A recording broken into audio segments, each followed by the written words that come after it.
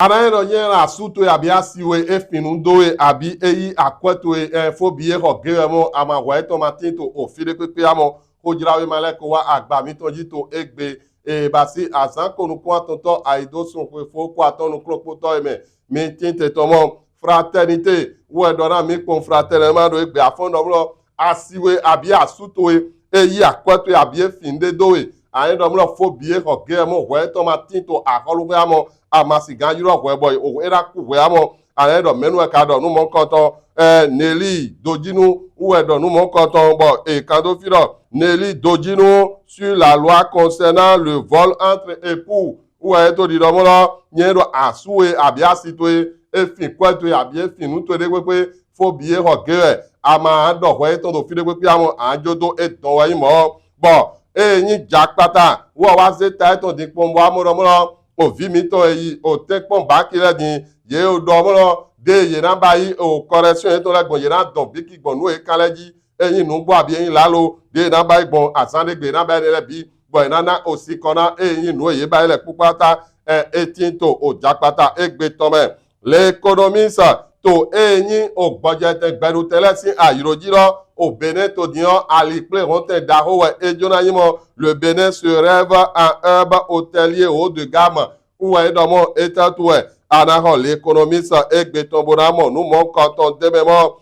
bon minayi o la boussole jinawe pomborano le gouvernement a assaini la zone des routes de pêche était dans ekatebo mi o de gba ho gbelegble ho kija do o route de pêche yojile je dona mi lo minute ho mi to le bo flagba so fire pohun bo yin mi ma bai mo ye na wa gba o ho mi to le pohun we mo mi na ro aholukoto avacina bo eyin l'informateur e wa mo tin do mo lo UPR koro SCB po ye che ho do e de la si gbemeji na bai gbonbo na cha chicha ya e me le ma cha mo ayin do azon wa to awe deyin o do azon pe eyin gbeto pa to le yemi awewe to je ogan pa mo ete ye ka wa aho eyin l'informateur egbeton aramonu kunje egomo matinal wo wa do mi pon do matinal ma egbewe aholuwato avasena boto ahojahun boto didora e romo mi o de gba okija re do oru de persian iroji re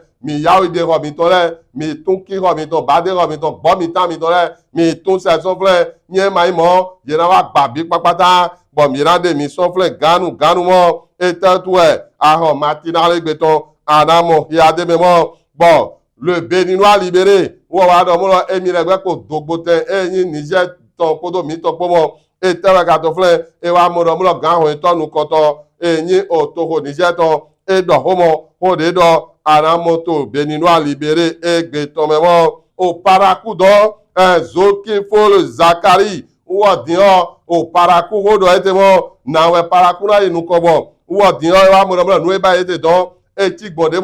mo ananyo aho dabaru egbetomo bo matin libre ouais minado clitana egbeton rapon bo wokan quand la décentralisation se grippe à la base un acheki pasi afo adoko e morodin eto alin ponje etel tu kawe nyaho matin libre egbeton aramonu kunjego ni yeso ma wa jalin ponbo gbigbo eto nanglo aranse kwato epon yawe bona ho hojirawe male bona monu e kande mele bona so to pin to kanji didi ato vigilance podo alonu podo enyo wa ange podo désiré to ko bo vigilance no ni so